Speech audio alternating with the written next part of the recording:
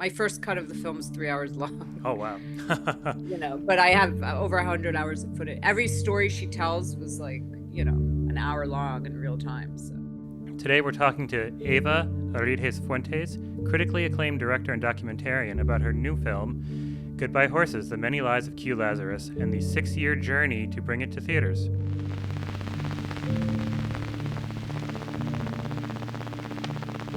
So Eva, take me back to the beginning of this documentary and kind of the process of making it, from meeting Diane Lucky in the taxi.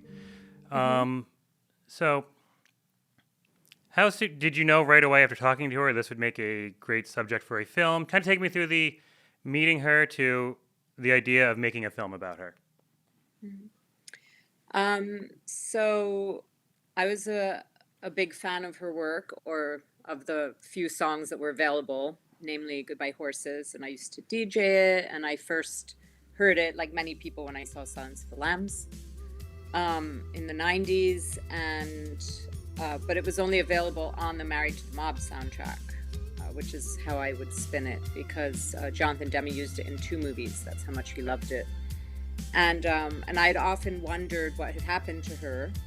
And I was actually out with a friend one night a few years before I met Diane, or Q, and Goodbye Horses was playing, and he said to me, "Oh, Eva, you should make a documentary about her." And I said, "Well, I would love to, but how do I find her?" Because, she'd disappeared 25 years earlier, and nobody knew where she was, not even her best friend, her bandmates, nobody. So I loved the song. I knew a little bit about her. I knew she'd been a taxi driver in the 80s. That's how she picked up Jonathan Demme and met him. And I had read an article in Dazed and Confused magazine earlier in 2019 where the woman who wrote it said, "Oh, there's a Diane Lucky living in Staten Island. Let me go and knock on the door of the address and see if it's Q Lazzarus." So she went and did that, and a man came out and said, "No, Q doesn't live here. The person doesn't live here. I don't know what you're talking about." And that was sort of the extent of the article, but I had read this article. So August 1st, 2019, I called. It wasn't an Uber. It was something called Via. It doesn't exist anymore. Car service here in New York to go from Brooklyn to Manhattan. I called a Via to pick me up, and I got into the car, and my driver was an African-American woman in sort of late 50s. She was playing Neil Young's Harvest, and she had a whole collection of CDs, which sort of was a clue to me that this was someone who cared about music. She wasn't just listening to the radio. And obviously she was sort of the right age, right demographic, and I knew that Q Lazzarus had been a taxi driver in the 80s, so it wasn't so inconceivable that maybe she'd gone back to doing that type of work, to driving, cars. And but maybe the biggest clue that made me suspect that maybe my driver was Q Lazzarus or Diane Lucky was her GPS wasn't working. So we got to Flatbush Avenue, which is a very important avenue in Brooklyn. It's kind of like Broadway in Manhattan. Right. And she went completely the wrong way. Instead of going towards Manhattan, she started going further into Brooklyn. And I said, we were supposed to make a left on Flatbush Avenue. And she said, "I don't know what that is, baby. You tell me, this is your town." So I said, "Well, where do you live?" I thought maybe she was going to say New Jersey or Queens. And she said Staten Island.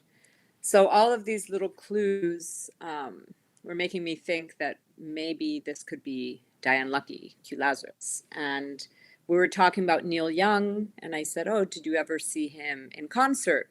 And she said, "No, my concert is long gone," which also sounded like something a music person would say.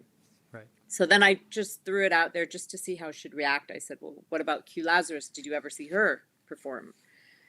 And she said, "I've heard of her." She didn't really answer my question.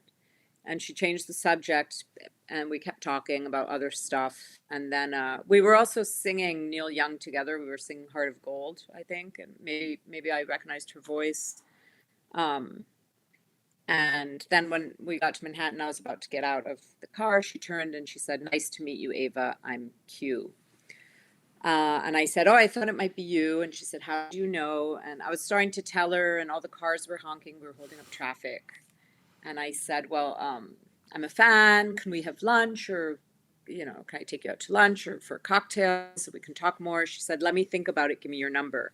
So I put my number in her phone. She went on her way. And I didn't think I'd hear from her. She was clearly alive and well and just choosing to sort of be off the grid. But I was still very excited. I said, New York still has magic. And I actually went out that night dancing at the Pyramid Club, which is somewhere she used to perform in the 80s. Now it's gone. It was a COVID casualty. And the DJ played Goodbye Horses. And I told him, oh, I met Q today. And he said, I don't believe you. I said, no, really, I did. And the next morning at 10 a.m., I got a call from a number I didn't recognize. And I answered. And she said, Eva, it's Q. I had a dream about you. I dreamt I was performing and you were there. And I said, is it a dream or a bad dream? She said, girl, if it was a bad dream, I wouldn't be calling you. And then she said, if there's one thing I learned from my dead mama, it's to not ignore signs from God. She was very religious. She was also, superstitious and believed in fate, as do I. So we really both felt that our meeting was fated. And obviously that's the same way that she'd met Jonathan Demme, which wound up being a very important meeting for her. And we met for lunch. And she started telling me a bit about her life. I told her I was a filmmaker. She didn't even know that yet.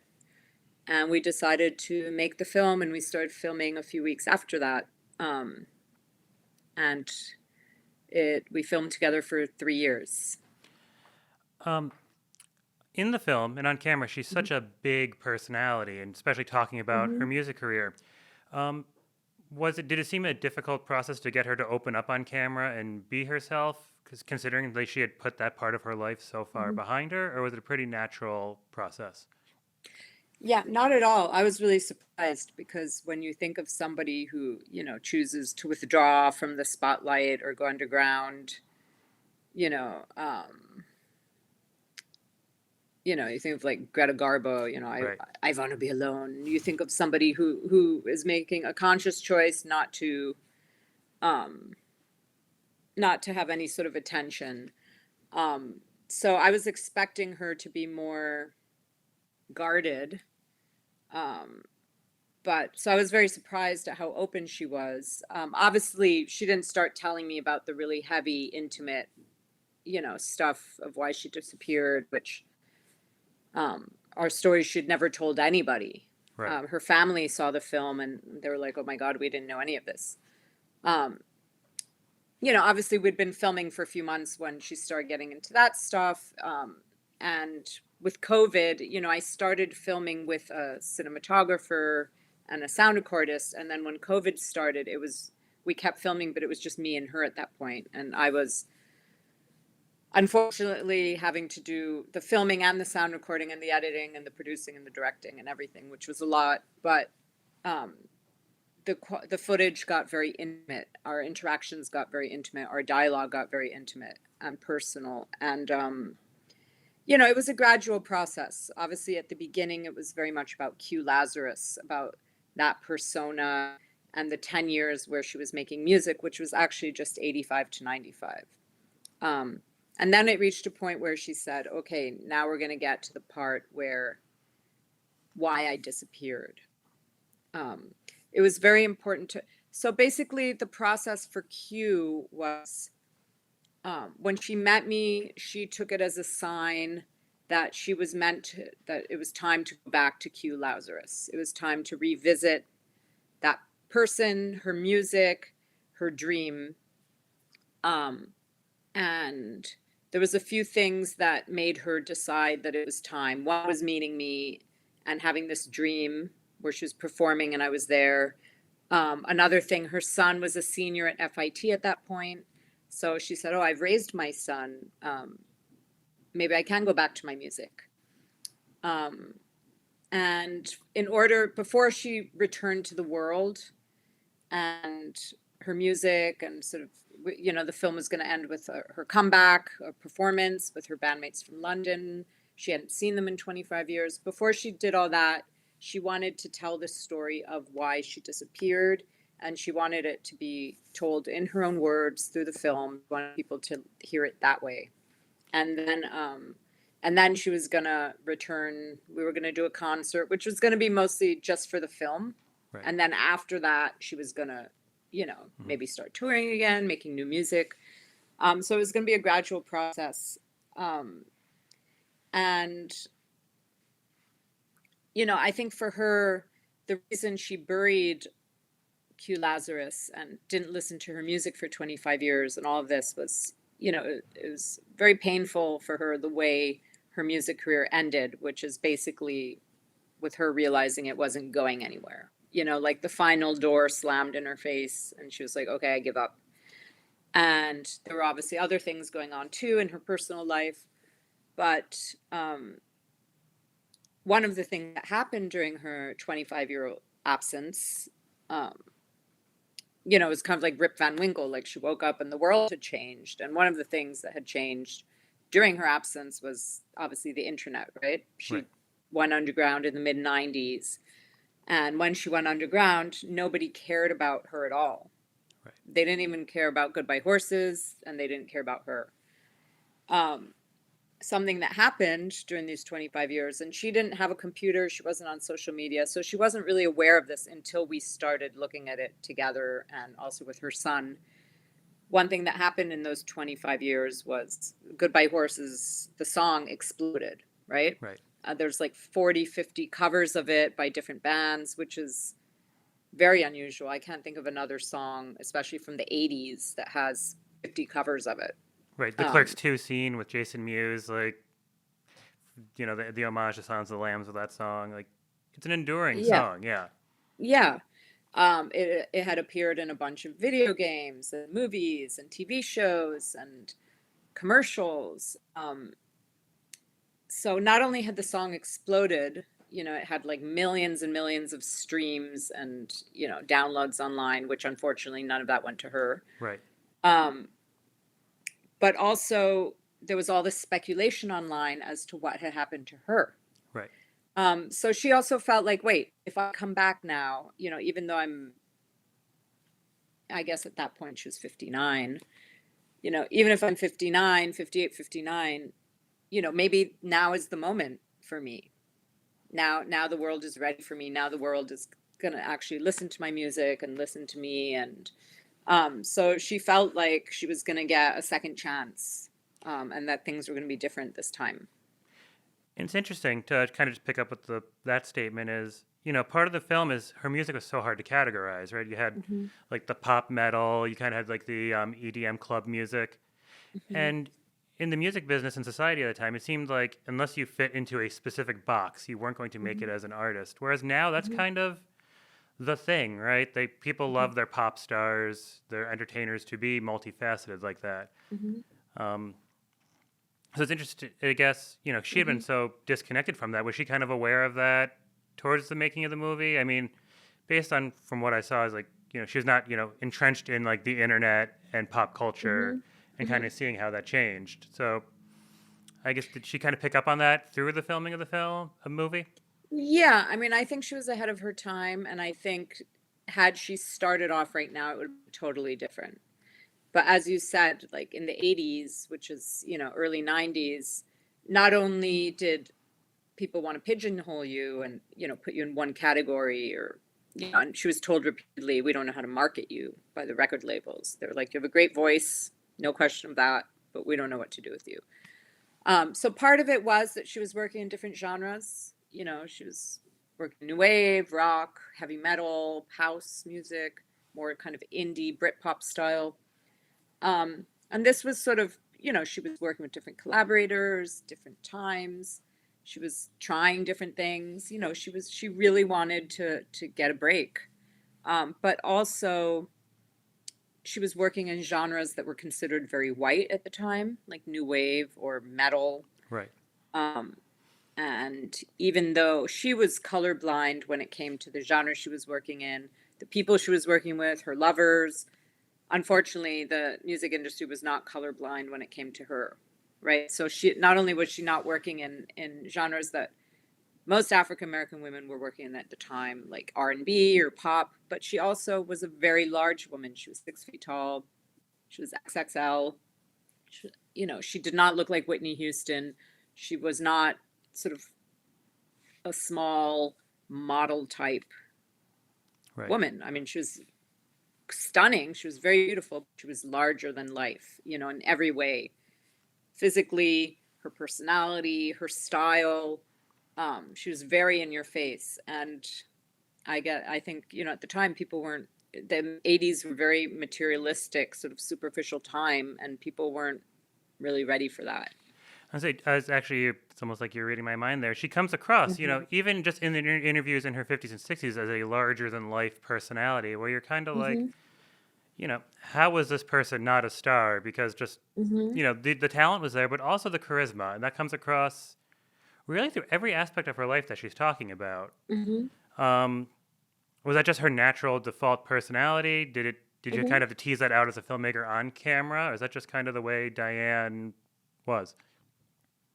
No, I mean, that's how she was. She was a great storyteller. All the stories in the film were a lot longer. It was very hard to edit them. And there's a lot of stories that I had to leave out. There's other lives that she had that had to be left out because, it was just too much material. Um, she had a great sense of humor. Even when she's talking about really heavy things that happened to her, she finds a way of, injecting some humor into it. She was really interesting to watch and uh, great style. I think she wears 5 different wigs in the Yeah. film. And that's how she was, I think, from the very beginning of her life. And she was very ambitious. She really wanted to be a singer and a star. And, she everywhere she went, she made things happen. Here in New York, she met people and she was like, okay, you're going to do this for me. You're going to do that for me. She went to England. She immediately put a band together. She really, this was really her dream. And finally, I feel like her dream's finally coming true. There's a record out, the soundtrack to the movie. It has all 22 songs that appear in the film. People are falling in love with her watching the film. She's getting all the attention and the appreciation that she always deserved. Unfortunately, it's posthumous. Right. That's the tragic part of it. Yeah. To take a couple steps back to the editing process and the Mm-hmm. many lives for you as a Yeah. filmmaker, right? Because you have the hero's journey, the struggling singer. She gets her Mm-hmm. songs placed in. She meets Jonathan Demme in the taxi. Her song is in Silence of the Lambs. She's in Philadelphia. That's one Mm-hmm. story. Then you have through the English through England. Then you have the disappearance. Then you have the recovery.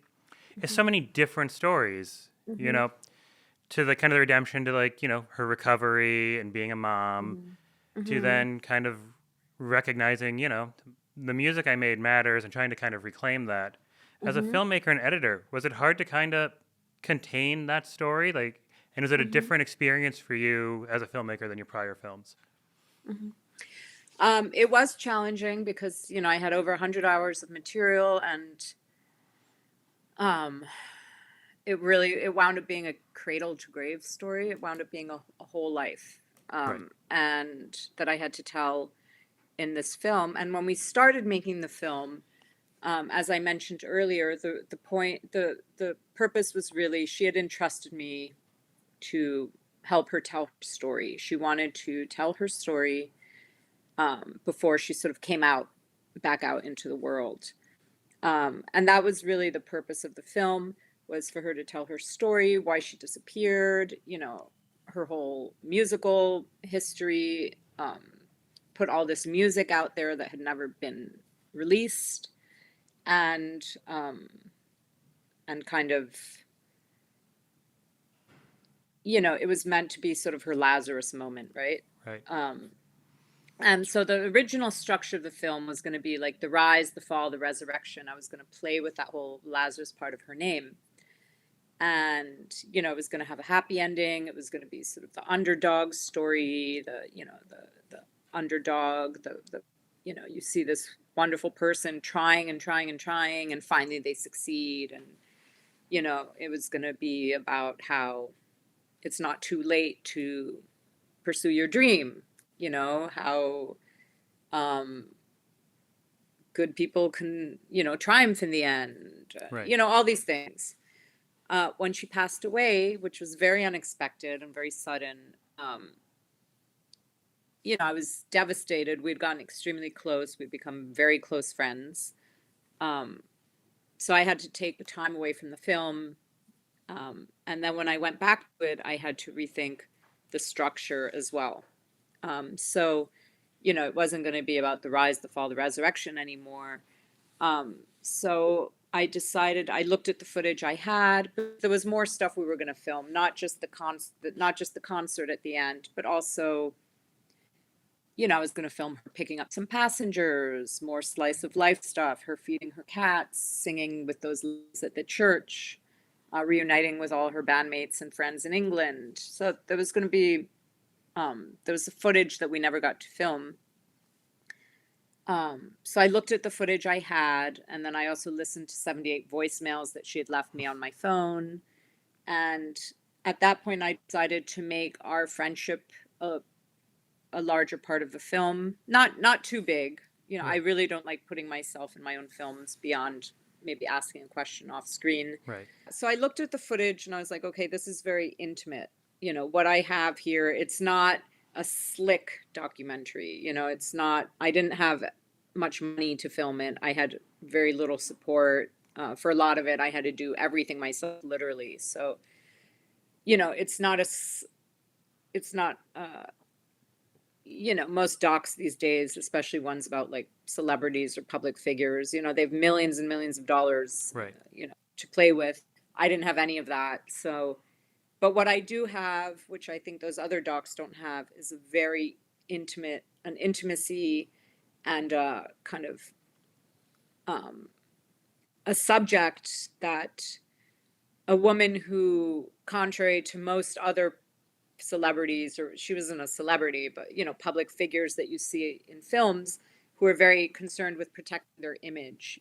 They don't want to tell stories which aren't flattering, Right. where they're vulnerable, where they make bad decisions, and Q does all of that. It's a sort of warts and all story, and I think um, it makes you realize how all these people who are really protective of their image, how they're actually making a mistake, because it's actually the opposite. It's being vulnerable, it's being humble. The Right. audiences are going to love you much more for it, you know if you're showing your human side, if you don't have this like attitude of I'm over here and you guys are over there. Like, no, like, I'm one of you, I'm out there with you in the world, suffering and learning and making mistakes and you know being a human being. Once she passed away, her legacy, a lot of her legacy was going to depend on this film. The Right. responsibility of telling her story and making this film became a lot bigger, a lot greater, because she wasn't going to do any more interviews. Nobody else was going to film her. Right. She wasn't going to make any new music. So, what was most important to me was making sure that I captured her incredible spirit. All Absolutely. Yeah. her great storytelling, her sense of humor, her great sense, her style, all these different things she lived through, her resilience, her that she was a survivor, that even though she lived through all these really difficult things, she wasn't jaded, she wasn't bitter, she never lost like her sense of humor and her charisma and her, dreams. And that became the most important thing for me. As a documentary filmmaker, this is my fourth documentary. And there's always a moral question. There's always difficult decisions you have to make in terms of, do I show this? Do I not show this? For instance, I did film her in the hospital after she broke her leg, Right. a few weeks before she passed away. And I had her sort of telling the story of what happened. In the film now I have Bob, Right. her son and her husband telling the story. But, I wanted to portray her with dignity every step of the way, you know? Um, and this film has been 5 years. It took me 5 years to make it from when I we started filming in 2019. We filmed for 3 years till she passed away, and then it took me another 2 years to finish it. It's been the most difficult film I've ever made, mainly because she passed away, but also COVID. And, I had no resources, I had no money, I had no help.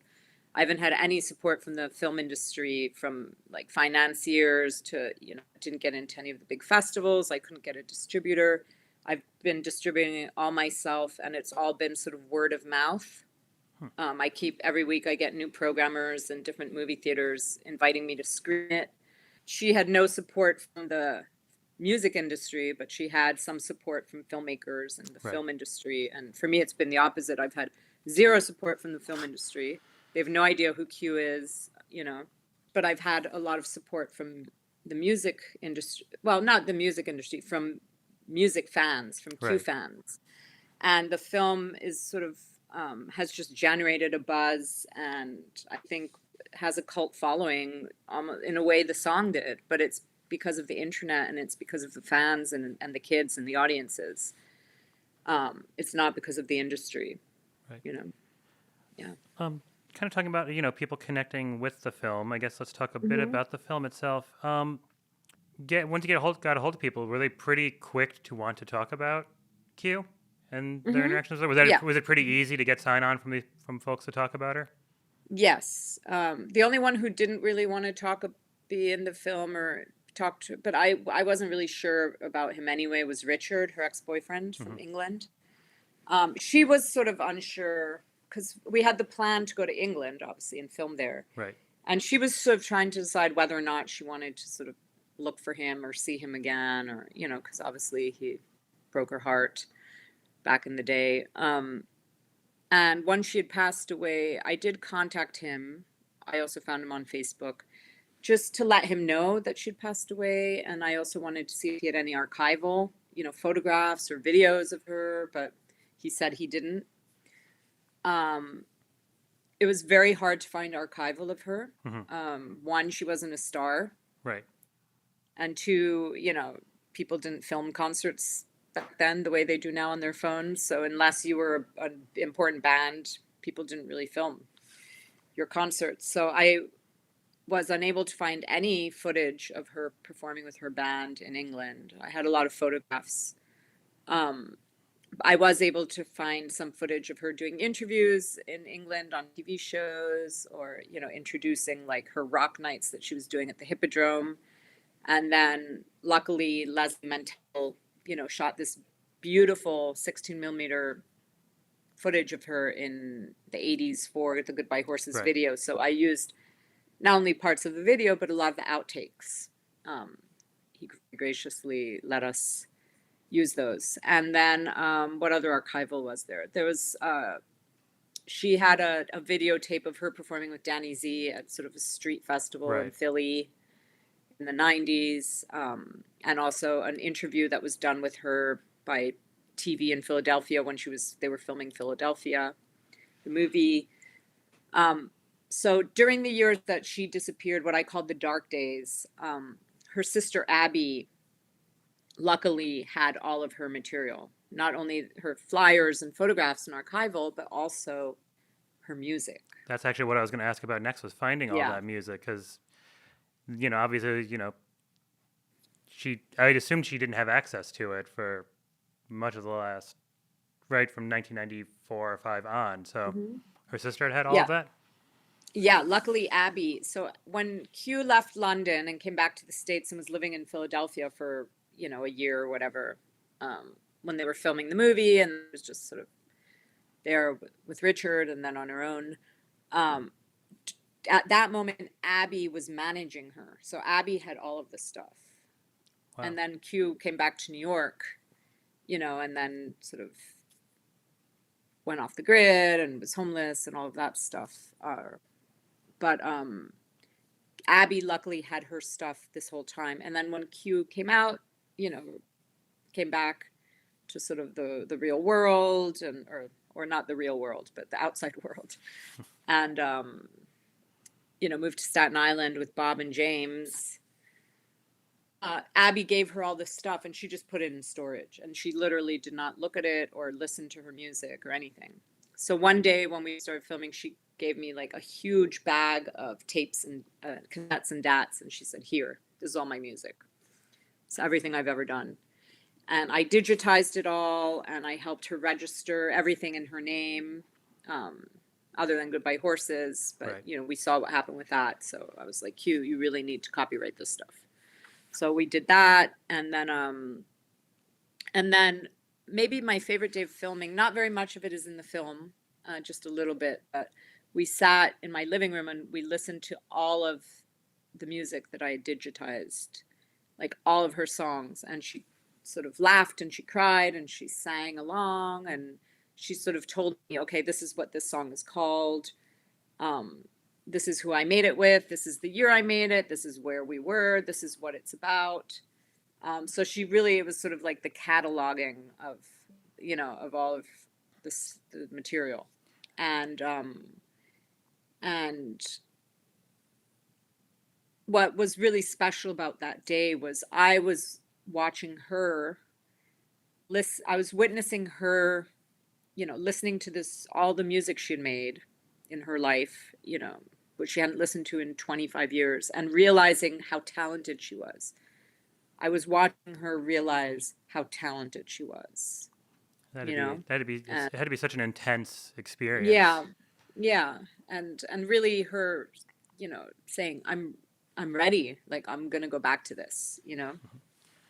Oh, So it was a very, you know, the whole, I really think that I would really say that she, you know, meeting her, being friends with her and collaborating with her for 3 years changed my life. And I think meeting me changed her life as well, you know, because I think if we hadn't met and she'd passed away, like, you know, all of these amazing stories, her whole life story would have gone to the grave with her. And, you know, her music, James probably would have gotten it out there somehow, um, but um, you know, it was a lot when I got sort of the record. I helped him get the record deal with Sacred Bones to put out the soundtrack.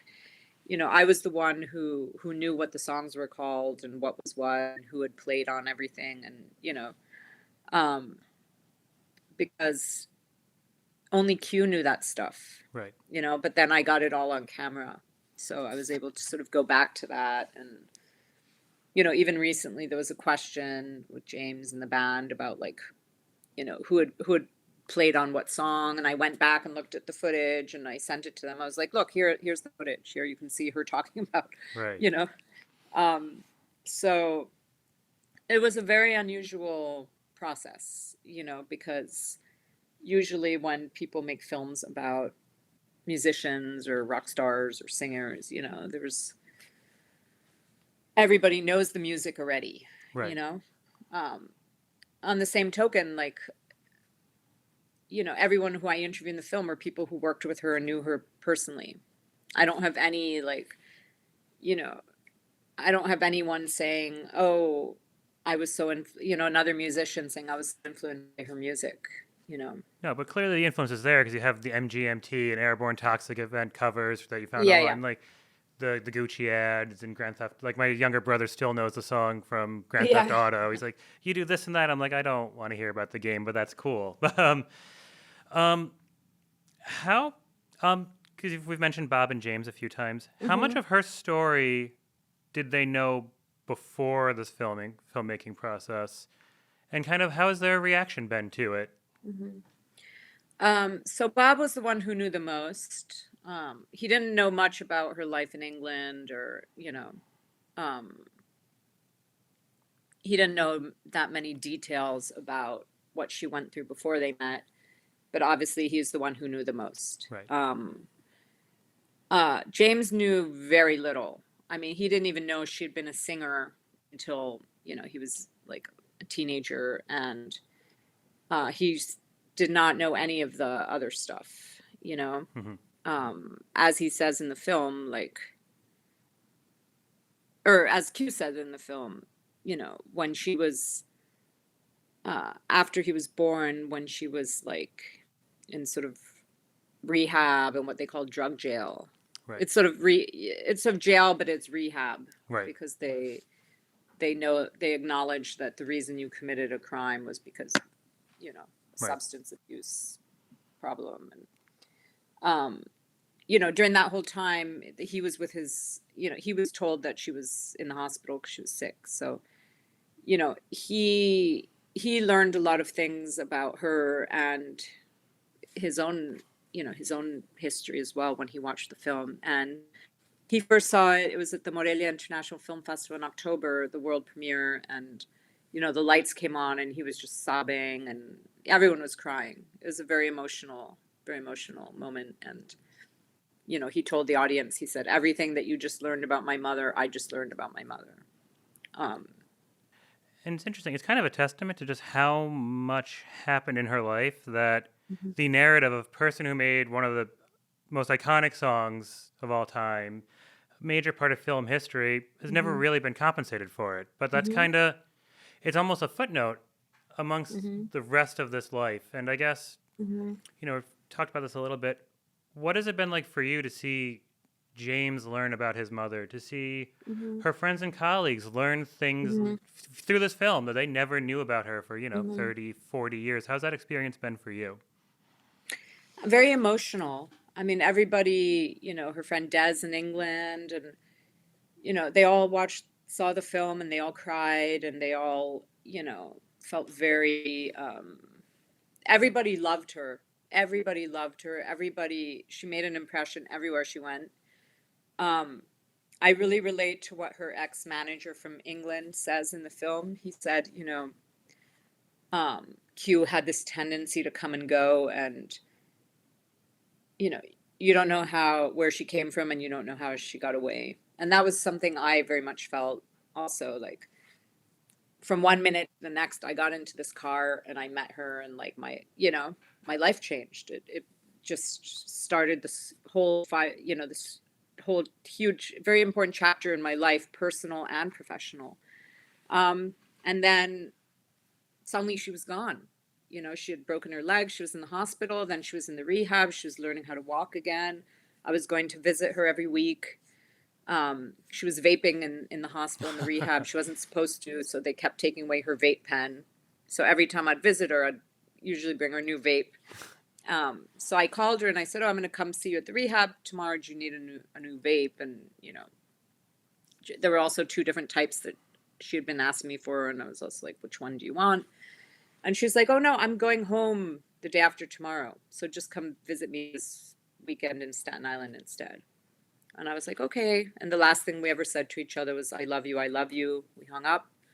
And then the next morning, Bob called me that she'd been rushed back to the hospital from the rehab, with like crazy low blood pressure, and yeah, they had to intubate her and induce a coma. And like a few days later, she died. Like, she never came out of that. So I think it was very unexpected and sudden. But my point was, going back to your question, she made a huge impression on everybody who was friends with her, who worked with her, who was related to her, who, she was just an incredible woman, an incredible person. Not just a great talent, but an amazing human being. And so I think for all of the people in her life, I think they're all grateful that this film exists, that the rest of the world can see how amazing Q was. Certainly the bandmates are grateful that the music is finally out there, Danny Z and the guys in London, and but everyone's very frustrated that the big reunion didn't happen, and that she didn't get her flowers, as they say in Mexico, while she was alive. Watching it, I thought it was a very moving film, really through the whole the whole element of the human condition, like the heavy stuff, the being able to tell her story, and Yeah. You know, just being able to reemerge and kind of say, "This is who I am and this is what I did," is a very Hmm. powerful statement, Hmm. and one people Hmm. don't really get to have in life. You know. Yeah. Yeah. Especially the sort of non-successful, non-famous people, Right. the ones that don't make it in the, Right. most of the documentaries that you see about singers, and it's about people who were very successful, Right. um so this, I think, is more like a Searching for Sugarman type of film. I mean, I think it's more than a music doc, but it's but in that way, like, I know a lot about music, but I had no idea who Rodriguez was, Right. maybe because I wasn't in South Africa, I don't know. um but as a Mexican American, he was a Mexican American singer, and here, Right. um and I saw the movie, and the first thing I did was I went and bought the record. So I'm hoping that, a lot of people are having that reaction when they see this, as they go and they buy her record, because that was really her dream, was to put out a record, Right. you know. And Sacred Bones is a successful, known label. It's Yeah. not like the random one that took Goodbye Horses and was selling it on Bandcamp. It's a legitimate, Yeah. successful label. It's out there now to a mass audience. Hmm. Yeah, they were the perfect label for this, because not only do they do, they do rock, some sort of heavy rock stuff, but also electronic music, and they do a whole range of genres, Right. which her music was, or is. But also, they also do a lot of soundtracks and music by filmmakers. They've released like John I was gonna Carpenter say and John David Carpenter. Lynch Yeah. and Jim Jarmusch music, um, and they also have a lot of artists who have passed away, like Genesis Peerage, and Yeah. so they have it kind of. They were sort of the perfect label. And Caleb, the owner, is a friend of mine, so Oh, perfect. um, I I it have was, and it was a also he is a good person, and I knew that it's a label that was going to treat Q's legacy and estate and family with respect, and not like screw them yeah, over in any absolutely. way. The record stuff is a beautiful package. Like Hmm. it's a nice, well made product. Hmm. I have one more question for you, and it kind of Yeah. goes all the way back to kind of the beginning and the Dazed and Confused article and somebody knocking on the door. And Hmm. if you read the article now, like it's clearly Bob when you Hmm. reread it, because I read it recently. Have you Yes. ever Yeah. wondered through this whole process why you? How did it end up being you to tell this story, and Hmm. kind of what that means to you in the end? Hmm. Um, well, as I mentioned, Q. Well, both of us felt our meeting was fated. So I think, one, the fact that, like, we found each other. I got into her car, but I wasn't looking for her. Right. It's like the universe brought us together. So the fact that the universe brought us together, but it wasn't, you know, Yeah. I wasn't like knocking on her door in Staten Island. Right. Um, and I happened to be a filmmaker, and I think, I wasn't a journalist. I was a music journalist. I was a filmmaker, and obviously her experience with Jonathan Demme getting into her car 32 years earlier, another filmmaker, had been a Yeah. very positive one. Had been the only person who had ever really tried to help her. Um, Also her dream, I think the timing of it, that, James is going to graduate from college. And she was like, oh, wait, I've been so focused on trying to be a good mother and raising him, but like, my job is done. Maybe I can focus on myself again. But I think also, it's also that, we're both like, women of color. I think the fact that I was a mother as well. When we first met, I showed her a picture of my daughter, and I'd actually made my daughter a Goodbye Horses t-shirt when she was a baby. And I showed her that. And she said to me, she said, when I realized that when you told me you were a mother as well, I realized I could trust you. That was a big thing for her, was that I was also a mother, because motherhood was very important to her.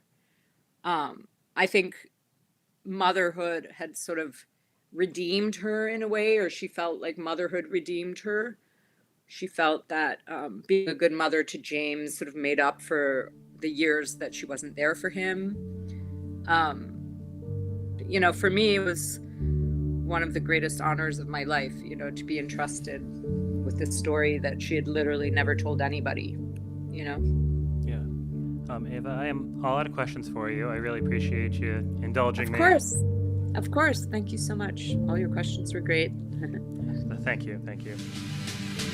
Reel One was recorded at Open Stage Media Studios, directed and edited by Zebulon Schmidt, and produced by Paul Kazee.